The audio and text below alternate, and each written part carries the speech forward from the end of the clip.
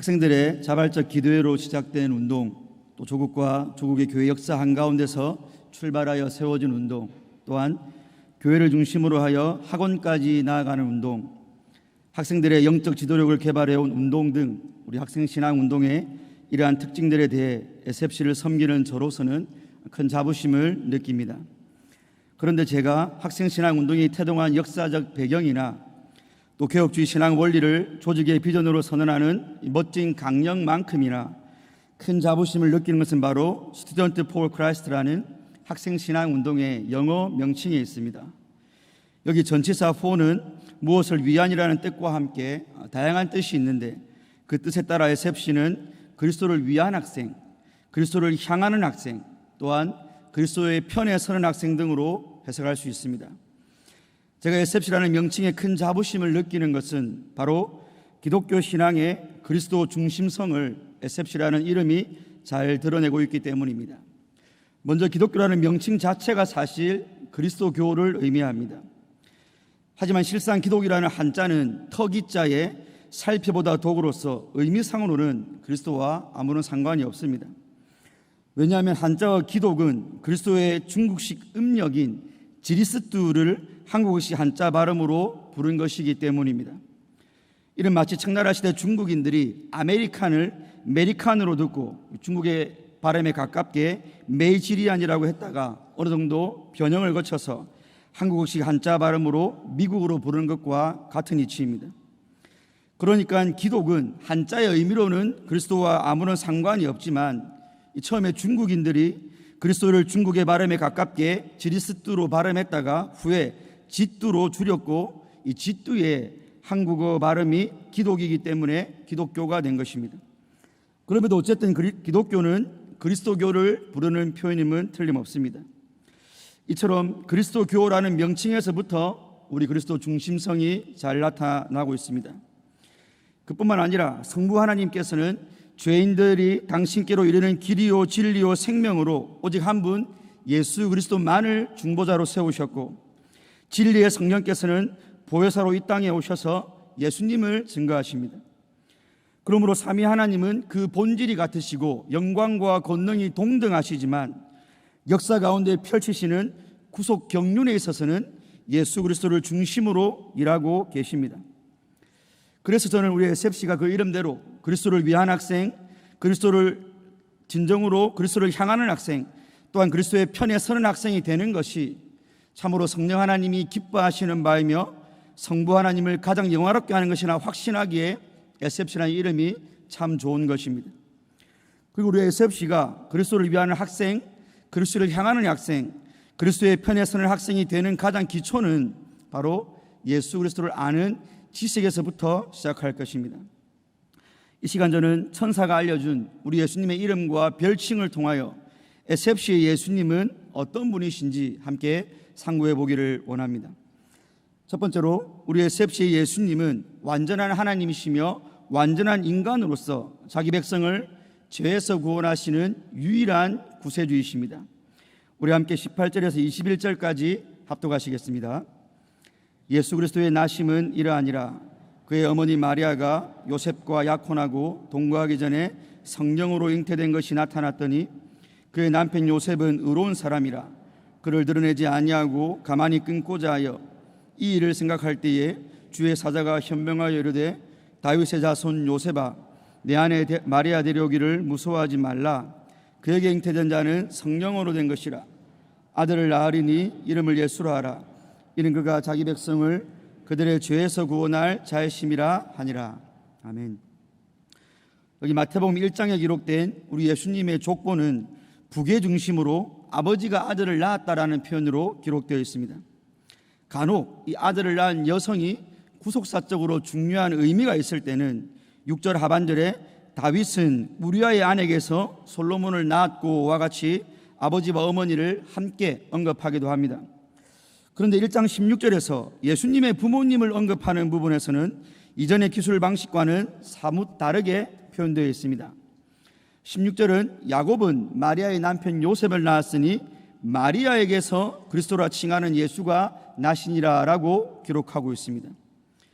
앞에서 계보를 기록하던 표현 방식대로라면 요셉에게서 예수가 나시더라 라든지 요셉이 마리아에게서 예수를 낳았더라라고 표현해야 하는데 예수님은 단지 마리아에게서 태어나셨다라고 기술하고 있는 것입니다. 그 이유가 무엇이겠습니까? 이 질문에 대한 답이 18절 이하의 본문에 기록되어 있습니다. 마태는 1장 18절에서 예수 그리스도의 나심은 이러하다라고 시작하면서 예수님의 탄생의 신비를 써내려가고 있습니다. 그리고 그 탄생의 신비는 예수님께서 잉태되실 때부터 나타나는데 그것은 바로 어머니 마리아가 요셉과 약혼하고 동거하기 전에 성령으로 잉태된 것이 나타났기 때문입니다. 이 구절에서 약혼, 동거하기 전과 같은 단어들은 이 당시 유대인들의 결혼 풍습을 반영하는 표현입니다. 먼저 마리아와 요셉이 맺고 있던 관계인 이 당시의 약혼은 유대인 사회에서 결혼에 앞서 1년 정도 유대된 관계로서 오늘날의 약혼보다는 훨씬 더 강한 법적 구속력을 지니고 있었습니다. 이 약혼 기간 동안 여자는 최대 12개월 동안 아버지의 집에 머물러 있었고 신랑과의 성관계는 허락되지 않았지만 법적으로는 결혼과 같은 효력을 지녔습니다. 그러므로 약혼한 남녀는 법적으로는 부부였지만 동거나 혹은 성관계를 해서는 안 되었던 것입니다. 19절에서 그의 남편 요셉이라는 표현은 이 당시 약혼이 결혼과 같은 법적 구속력을 지니고 있음을 잘 보여주는 단어입니다. 그런데 자기 약혼녀인 마리아가 동거도 하기 전에 임신한 사실을 요셉이 알게 된 것입니다. 율법에 따르면 약혼 기간에 저지른 간음에 대한 형벌은 돌로 쳐서 죽이는 투석형이었습니다. 그러나 이 당시 로마의 지배를 받던 유대인들은 사형 판결과 집행에 대한 자치권이 없었기 때문에 요셉이 할 수 있는 것은 마리아와의 이혼하는 것뿐이었습니다. 그런데 요셉은 마리아의 음행을 공개적으로 드러내어 그녀의 수치를 주려 한 것이 아니라 마리아에게 수치를 주지 않고 가만히 끊으려 했던 것입니다.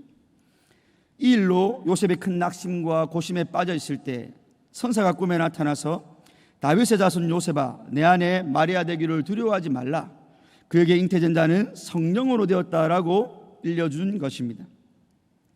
마태복음에서 다윗의 자손이 예수님을 가리키지 않고 다른 인물을 가리키는 경우는 오늘 본문의 요셉이 유일합니다. 천사가 굳이 요셉을 다윗의 자손이라고 부르는 것은 다윗의 자손인 요셉이 성령으로 잉태한 마리아를 내치지 않고 자기 아내로 받아들임으로써 예수님께서는 법적으로 분명히 요셉의 아들이시고 그렇기 때문에 예수님께서 다윗의 혈통임을 확인시켜 주는 것입니다. 왜냐하면 구약에 예언된 메시아는 다윗의 자손으로 오시기 때문입니다. 하지만 처녀의 몸에서 성령으로 잉태되신 우리 예수님의 기원은 결코 요셉이 아니라 하나님이십니다. 요셉의 씨가 아니라 성령 하나님으로 잉태되신 예수님은 바로 하나님의 독생자이십니다. 그래서 누가복음에서 마리아에게 예수님의 잉태를 고지하던 천사 가브리엘이 이르기를 그는 큰 자가 되고 지극히 높으신 이의 아들이라 일컬어질 것이요 라고 했던 것입니다. 지극히 높으신 하나님의 아들이신 예수님은 아담 이후에 모든 후손이 원죄를 가지고 태어나는 보통의 생육법이 아니라 처녀의 몸에서 성령의 덮어주심 아래 완전 무죄한 분으로 태어나셨습니다. 이처럼 우리 예수님께서 처녀 마리아의 태에서 성령으로 잉태되신 것의 의미는 예수님이 하나님의 아들이시며 무죄한 분이라는 것을 웅변하는 것으로 한마디로 예수님의 신성을 보여주는 것입니다. 그렇다면 왜 우리 예수님께서는 마리아의 태 속에서 그녀의 살과 피를 취하여 사람이 되는 과정을 통과하셔야만 했던 것입니까? 그냥 세상에 없는 신비한 모습으로 뿅 하고 나타나셨다면 인류를 구원할 메시아의 등장으로 더 나을 텐데 굳이 탯줄을 달아 모태로부터 영양소를 공급받아야 살 수 있는 사람의 생애 중 가장 약하디 약한 태아의 상태로 이 땅에 오신 것입니까? 그건 바로 우리 예수님께서는 무죄하신 하나님이시지만 동시에 완전한 사람으로 이 땅에 오셨기 때문입니다. 누가복음 2장 40절에서 아이가 자라며 강하여지며 지혜가 충만하며 라고 기록한 대로 마리아의 태로부터 출생하신 예수님께서는 점점 자라고 점점 강해지셨으며 지혜도 점점 풍성해지시는 사람의 성장 단계를 통과하셨습니다.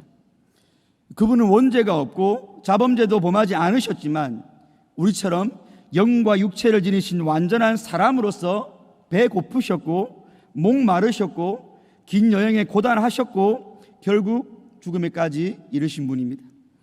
히브리서 4장 15절은 예수님께서는 우리의 연약함을 동정하지 못하실 리가 아니요 모든 일에 우리와 똑같이 시험을 받으신 이로되 죄는 없다라고 하여 예수님께서는 인간이 당하는 모든 약함과 시험을 겪으신 완전한 사람이지만 또한 동시에 무죄한 분이심을 분명히 증거하고 있습니다. 이렇게 완전한 하나님이시면서 완전한 사람으로 태어날 그 아기의 이름을 천사가 알려주었습니다. 21절에 아들을 낳으리니 이름을 예수라 하라. 이는 그가 자기 백성을 그들의 죄에서 구원할 자이심이라 라고 하였습니다. 예수는 여호와는 구원이시다라는 뜻의 히브리어 예호슈아의 헬라어 형태입니다. 우리 한글 구약 성경의 여호수아, 호세아, 예수아 등도 헬라어 예수와 같은 의미입니다. 그러므로 예수님의 이름은 그 자체로 예수님께서 구원자이심을 증거합니다. 먼저 천사는 예수님께서 구원하실 대상이 자기 백성이다라고 하였습니다.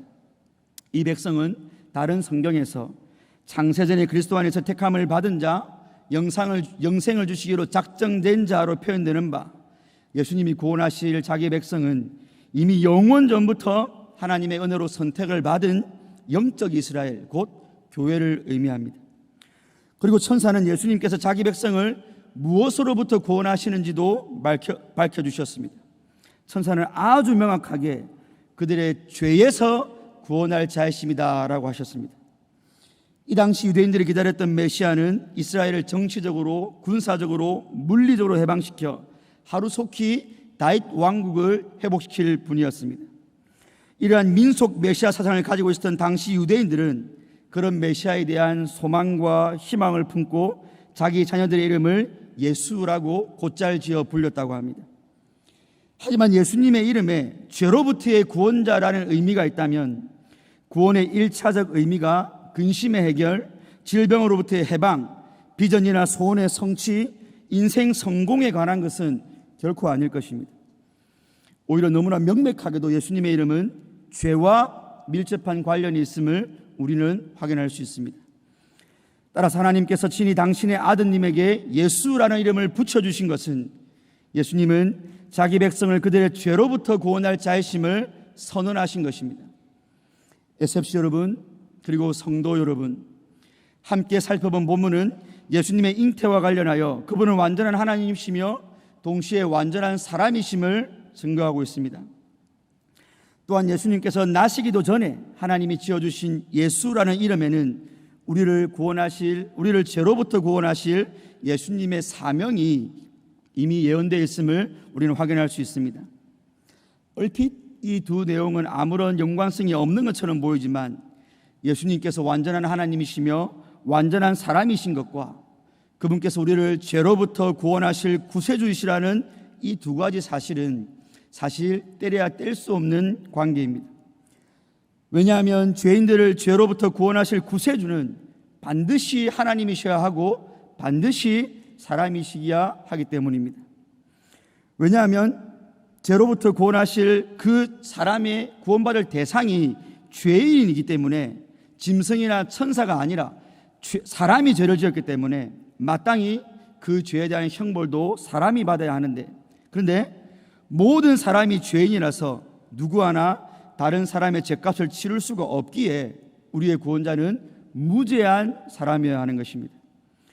동시에 그 죄를 향한 하나님의 신적인 공의의 진노를 감당해야 하고 또 그 구원자가 얻은 생명과 의를 죄인들에게 베풀어 주는 것은 하나님만 가능하시기 때문에 우리의 구원자는 동시에 하나님이셔야 하는 것입니다. 그런데 참 하나님이시며 무죄한 참 사람이라는 구세주의 이 두 가지 조건을 모두 충족하시는 분은 바로 예수님 외에는 없습니다. 그러므로 성경은 다른 이로서는 구원을 얻을 수 없나니 천하 사람 중에 구원을 받을 만한 다른 이름을 우리에게 주신 일이 없다라고 단호하게 못 받고 있습니다. 그러니 예수도 좋고 무함마도 좋고 부처도 좋고 공자도 좋다는 말이나 정상에 오르는 길은 달라도 결국 모든 종교는 구원에 이른다는 소리는 처음부터 거짓말하는 자였던 마귀의 새빨간 거짓말일 뿐입니다. 저 갈라디아 교회 성도들처럼 혹시 예수님 외에 다른 구원자가 있나 하고 이런저런 다른 것들에 눈길을 주고 마음을 주는 성도는 예수님을 유일한 구세주로 아직 모시지 않은 것입니다. 또한 시대가 아무리 급변하여 공상과학 소설이나 영화에서 있을 법한 일들이 저와 여러분들의 삶의 현실이 되어도 하나님께서 창세전에 작정하신 예수님을 통한 죄인 구원의 유일한 방법은 변경되거나 그 효력을 전혀 잃지 않았습니다. 새로운 신학 사조가 2000년 기독교 정통을 거부하고 그런 신학 사조가 득세한다 할지라도 우리의 유일한 구세주는 예수 그리스도이십니다.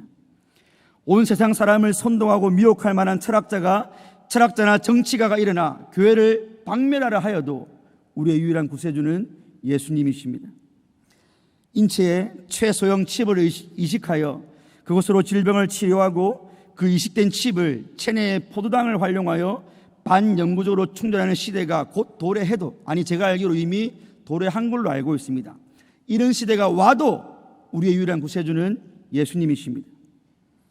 메타버스 기술의 상용화와 일반화로 현실 세계와 가상 세계의 구분이 모호해지고 실제 자신과 자신의 아바타가 혼돈되는 그런 시대가 우리 코앞으로 다가와도 오직 예수님만이 변함없이 죄인들의 유일한 구세주이십니다. 성도가 이 예수님만을 유일한 구세주로 믿고 따른다면 결코 자신의 죄 문제에 대하여 무심하거나 둔감할 수 없을 것입니다. 우리 예수님은 자기 백성을 죄로부터 구원하기 위하여 오신 유일한 구세주이기 때문입니다. 예수님은 그 시대의 질서를 전복시켜 새로운 유토피아를 세우기 위해 오신 혁명가가 결코 아니셨습니다. 부자들이나 기득권자들을 혐오하고 과부나 고아 그리고 가난한 자의 대변자가 되어 그들의 처우를 개선하기 위해 오신 사회사업가도 아니셨습니다. 또한 당신을 믿는 신자들의 치성어린 기도와 제물을 받고서는 그들이 무엇이든지 구하는 대로 복을 내려주는 저 성황당 구석에 있는 죽은 우상과 같은 분도 아닙니다. 그분은 자기 백성을 죄로부터 구원하기 위하신 우리의 구세주이십니다. 고린도서 5장 21절의 말씀처럼 죄를 알지도 못하신 예수님께서는 우리를 죄로부터 구원하시기 위하여 우리를 대신하여 죄가 되신 분이십니다. 그리고 자기 백성의 모든 죄의 짐을 홀로 짊어지시고 십자가에 달려 하나님의 진노를 받으사 죄의 모든 형벌을 친히 담당하신 죄인의 구세주이십니다.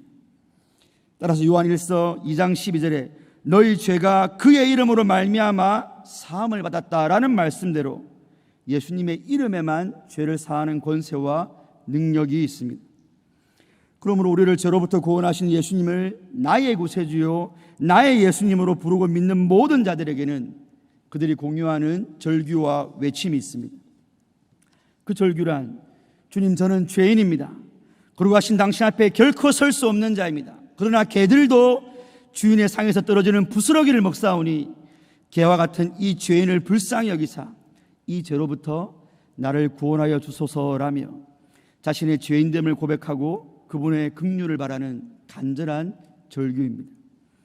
그리고 죄 가운데서의 절규 후에 오직 은혜로 죄 용서함을 얻은 자들에게는 주님 감사합니다. 이 쇠칠 가치도 없는 자를 당신의 거룩한 보혈을 흘리사 주홍 같고 지능같이 붉은 죄를 눈과 같이 희게 하시니 참으로 감사합니다라는 감사의 외침이 분명히 터져나오게 되는 것입니다. 그런데 죄 문제를 언급하기를 꺼리고 죄란 본질적으로 하나님과의 관계임에도 불구하고 죄를 윤리, 도덕 차원으로 격화시키고 오히려 위로받아야 할 질병 정도로 치부하는 현대교회의 풍토에서는 이와 같은 죄인들의 절규와 감사의 외침을 듣기가 점점 어려워지고 있습니다. 하지만 죄의 본질과 죄의 형벌과 죄의 용서를 철저하게 인식하면서 예수님을 나의 구세주로 믿고 그 예수님의 이름을 날마다 부르는 성도는 사제의 위로와 기쁨이 충만할 것입니다. 그러므로 근본 하나님의 본체시나 하나님이시지만 자기를 비워 사람들과 같이 되셨고 사람이셨던 그분이 십자가의 죽으심으로 자기 백성을 죄로부터 구원하신 그 바로 이 예수님을 나의 구세주로 확실히 믿고 죄 용서함의 은혜와 기쁨을 충만히 누리시는 성도들 되시기를, 우리의 셉시가 되기를 주님의 이름으로 축원드립니다. 둘째로 우리의 셉시 예수님은 자기 백성과 항상 함께 하시는 임마누엘이십니다. 함께 본문 22절과 23절을 합독하시겠습니다.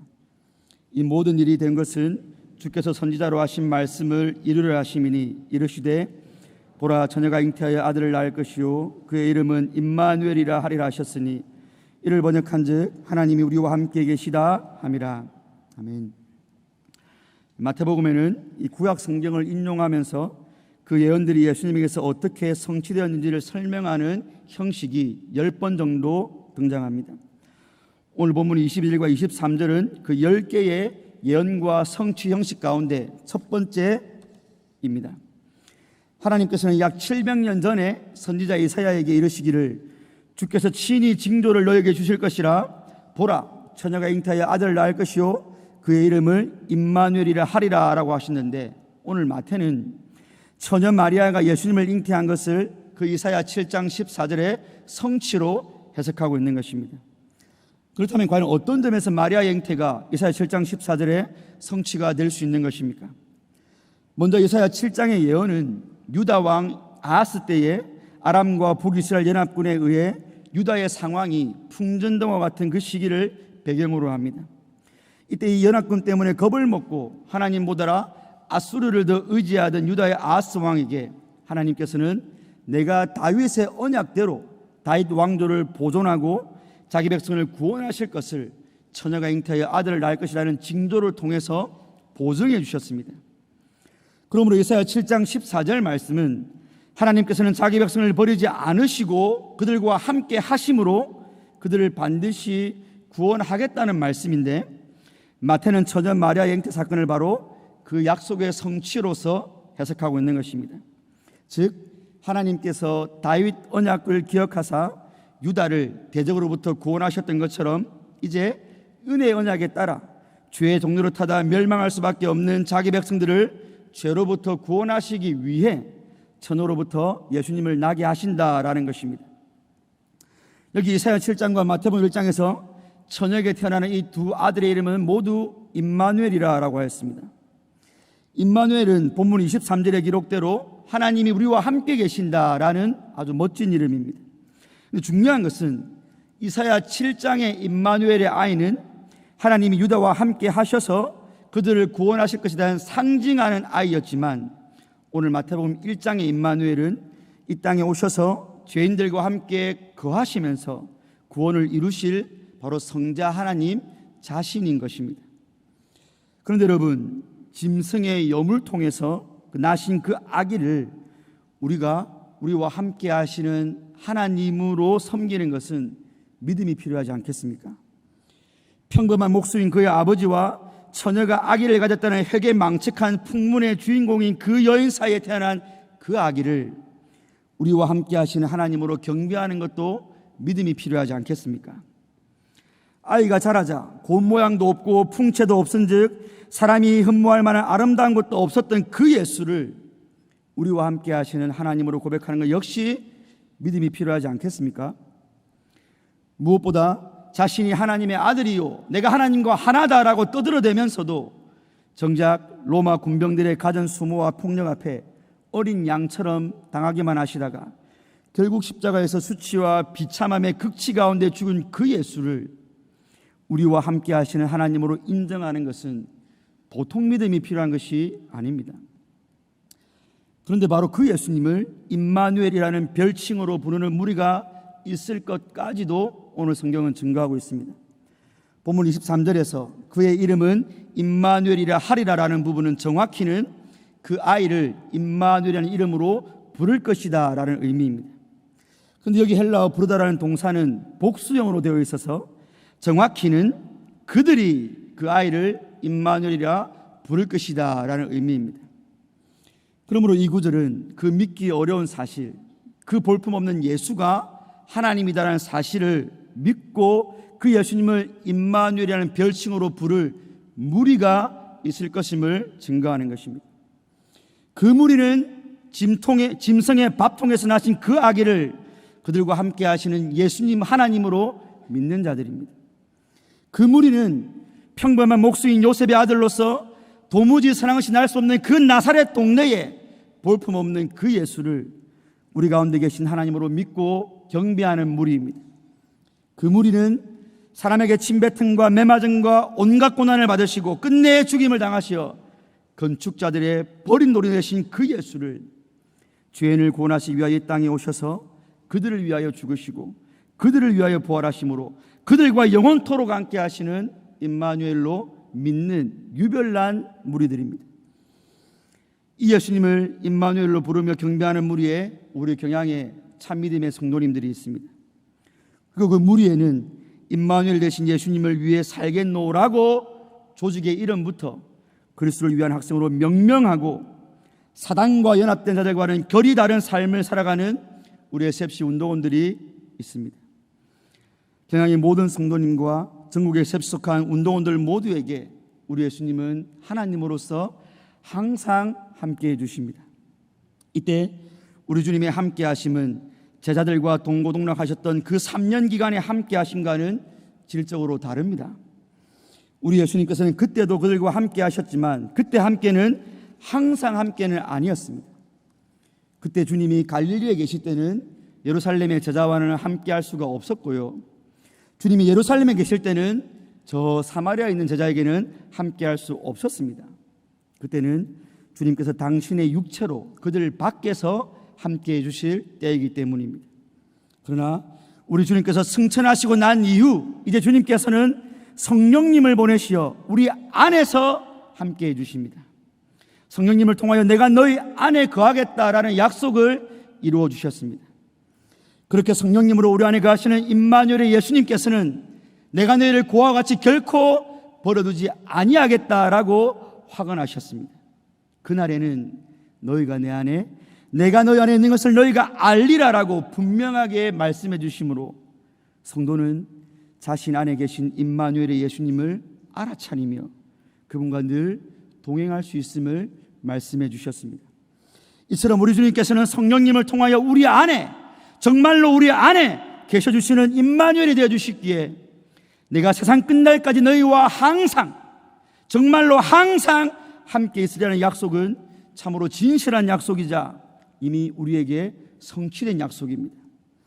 임마누엘의 예수님이 우리 안에 계셔주시기 때문에 우리는 공부할 때도 그분과 함께, 놀 때도 그분과 함께, 직장에서도 그분과 함께, 탈을 차고 이동하면서도 그분과 함께, 때로는 낙심하여 슬픔에 젖어 있을 때도 그분과 함께, 모든 것을 다 포기하고 싶은 절망의 구렁텅이에서도 그분과 함께, 심지어 사망의 음침한 골짜기마저도 그분과 함께 통과한 이후에 천국에 올라가서는 얼굴과 얼굴을 대면하여 보면서 영원토록 예수님과 함께 있을 것입니다. 바로 이것이 데살로니가전서 5장 10절에서 예수께서 우리를 위하여 죽으사 우리로 하여금 깨어있든지 자든지 자기가 우리와 함께 살게 하려 하셨느니라는 말씀의 의미입니다. 우리 인생에 깨어있을 때와 자고 있을 때 외에 다른 날들이 있습니까? 이처럼 우리 삶의 모든 순간에 우리 예수님께서는 우리와 함께 해주시는 임마누엘이시라는 것입니다. 그러므로 우리 안에 거하시어 항상 우리와 함께 하시면서 우리 안에 시작하신 이 구원을 반드시 완성하실 예수님과 더욱 친밀한 교제를 누리시는 성도님들과 SFC 운동 되기를 주님의 이름으로 축원드립니다. 사랑하는 SFC 운동원 여러분, 그리고 경향의 성도 여러분, 우리가 앞에 살펴본 대로 예수님의 이름과 별칭을 안다는 것은 곧 그분이 어떤 분인가를 아는 것이었습니다. 그러므로 성도는 예수님께서 누구인가를 인식하면서 예수님의 이름을 불러야 합니다. 만약 예수님의 이름을 부르면서도 죄가 뭔지, 죄의 형벌이 뭔지, 그 죄로부터 어떻게 구원받는지를 모르고 있다면 그 사람은 자기 입으로 부르고 있는 예수님이 누군지 모르는 자입니다. 왜냐하면 자기 백성을 그들의 죄에서 구원할 자라는 그 이름의 의미대로 예수님께서 우리를 대신하여 율법을 다 지켜주신 그 삶도 또한 죄인을 구원하기 위함이었고, 십자가의 죽음도 또한 우리 죄의 형벌을 감당하기 위함이었기 때문입니다. 그러므로 예수님의 삶과 죽음의 전생애가 우리 죄인들의 죄 문제를 해결하기 위한 구세주의 삶이었는데, 그 예수님의 이름을 부르는 성도가 죄에 대해 둔감하거나 무심한 것은 정말로 불가능한 일입니다. 반면 완전한 하나님이시며 완전한 사람으로서 우리 죄인들의 유일한 구세주가 되시는 예수님을 나의 예수님이요 나의 구세주로 믿고 붙드는 성도는 구원의 모든 소망을 오직 예수님께만 두고 죄사함의 감사와 기쁨 가운데 살아갈 것입니다. 그리고 예수님, 구세주이신 예수님의 별칭은 임마누엘이십니다. 즉 우리와 항상 함께 하시는 하나님이십니다. 어쩌면 많은 그리스도인들이 죄인의 유일한 구세주이신 예수님에 비해 이 임마누엘이신 예수님을 많이 놓치고 사는 것 같습니다. 예수님께서 내 안에서 나와 항상 함께 하신다는 이 사실이 그저 성경 어딘가에 기록된 좋은 내용이긴 한데 나의 실제 삶과는 동떨어진 약속으로 여기며 살아가는 것만 같습니다. 하지만 찰스 스펄전 목사님의 말씀대로 영적이라는 말이 결코 비현실적이라는 말은 아닙니다. 즉 성령님으로서 우리 안에 내주하시는 예수님의 함께하심은 그것이 비록 영적인 임재라 할지라도 비현실적인 공상적 임재가 아니라 실제적이며 현실적인 함께하심입니다. 노령의 사도 바울이 로마의 스키찬 감옥에 두 번째로 갇혀 있을 때 그는 디모데에게 쓰는 편지에서 주께서 내 곁에 서서 나에게 힘을 주심은 이라고 하였습니다. 바울의 이 고백은 예수님의 함께하심이 바울로 하여금 감옥의 현실을 극복하는 실제적인 힘이요 능력이었음을 의미하는 것입니다. 이것은 바울만 누리는 특별한 은혜가 아니고요, 예수님을 임마누엘로 믿고 의지하는 모든 성도가 여러분의 어려운 현실 가운데서 받아 누릴 수 있는 임마누엘의 힘주심입니다. 그러므로 임마누엘 예수님이 함께 하심은 실제적이기에 여러분들이 살아가는 현실의 모든 삶에서 그분의 함께 하심으로 인한 은혜와 능력을 우리는 체험할 수 있습니다. 임마누엘이신 예수님의 함께 하심의 공간적 범위는 내가 어디로 가든지 이며고 예수님의 함께 하심의 시간적 범위는 항상 영원토록입니다. 그리고 예수님의 함께 하심의 특별한 약속은 내가 물 가운데로 지날 때 내가 너와 함께 있어 물이 너를 침몰하지 못할 것이며 내가 불 가운데로 지날 때 내가 너와 함께 있어 불꽃이 너를 사라지도 못하고 모든 대적이 너를 넘보지 못한다라는 약속입니다. 그러니 성도는 이 임마누엘의 주님을 떠나 어디로 피하려는 생각은 그 시도조차 해서도 안 됩니다. 여러분이 하늘에 올라갈지라도 주님은 거기 계시고요, 여러분이 서울에 내려가 거기에 자리를 펼지라도 우리 주님은 여러분의 임마누엘이시고요, 여러분이 바다 끝에 가서 거할지라도 우리 주님은 거기 함께 가시면서 여러분을 인도하시고 붙들어 주시는 여러분의 임마누엘이십니다. 그러므로 이 임마누엘 예수님과 의식적으로 동행하시고 이 예수님께 모든 것을 맡기고 예수님이 주시는 힘과 은혜로 살아가시기를 바랍니다. 사랑의 SFC 운동원과 우리 경향의 모든 성도님은 예수님을 아는 가장 탁월한 이 지식에서 더욱 자라가 무엇이든지 전에 유익하던 모든 것을 그리스도를 위하여 다 해롭고 무익한 것으로 버리고 예수님을 얻고 예수님 안에서 발견되시기를 주님의 이름으로 축원드립니다.